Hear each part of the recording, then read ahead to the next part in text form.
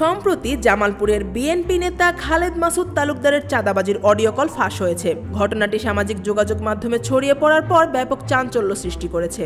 সোমবার রাতে সামাজিক যোগাযোগ মাধ্যমে ছড়িয়ে পড়া এই 6 মিনিট 10 সেকেন্ডের অডিওতে দেখা গেছে খালেদ মাসুদ তালুকদার সোহেল স্থানীয় বিভিন্ন ব্যবসায়ীর কাছ থেকে অর্থ গ্রহণের কথা স্বীকার করেছেন।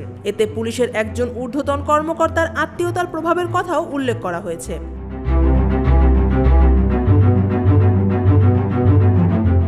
অডিওতে শোনা গেছে এক ব্যবসার থেকে 10 লাখ টাকার মধ্যে 6 লাখ টাকা দিছে, আর তাছাড়া প্রতি মাসে 1 লাখ করে টাকা দেয়। অডিওতে বিএনপি নেতা বলেন, ডিআইজির নাম কইরাই তো খাই আমি, পৌর বিএনপির সেক্রেটারি আমি, ক্ষমতা আছে তাই আমি খাই।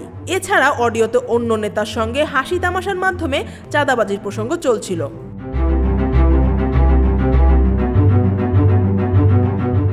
অডিওতে আরও বলা হয়, আমি হালাল করেই খাই, আজ ক্ষমতা আছে তাই দেখামু, কাল থাকবো না, কাল দেখামু না। অডিও ফাঁসের পর মাদারগঞ্জ উপজেলা বিএনপি অঙ্গ ও সহযোগী সংগঠনের মধ্যে ক্ষোভ ছড়িয়ে পড়েছে।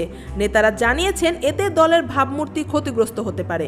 এ বিষয়ে অভিযুক্ত মাদারগঞ্জ পৌর বিএনপির সাধারণ সম্পাদক খালেদ মাসুদ তালুকদার সোহেল জানান, আপনারা তদন্ত করবেন, আমার বলা কথাগুলো কতটুকু সত্য তা যাচাই করবেন।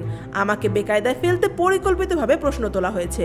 তিনি আরও বলেন, যদি আমি কোনো অন্যায় করি বা চাঁদাবাজি করি তা তদন্তের মাধ্যমে প্রকাশিত হোক।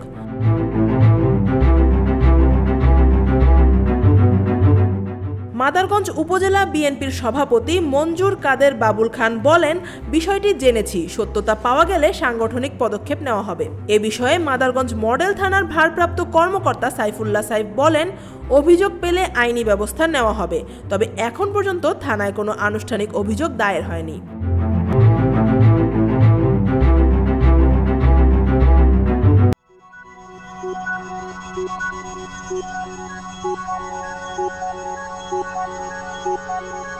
Thank you.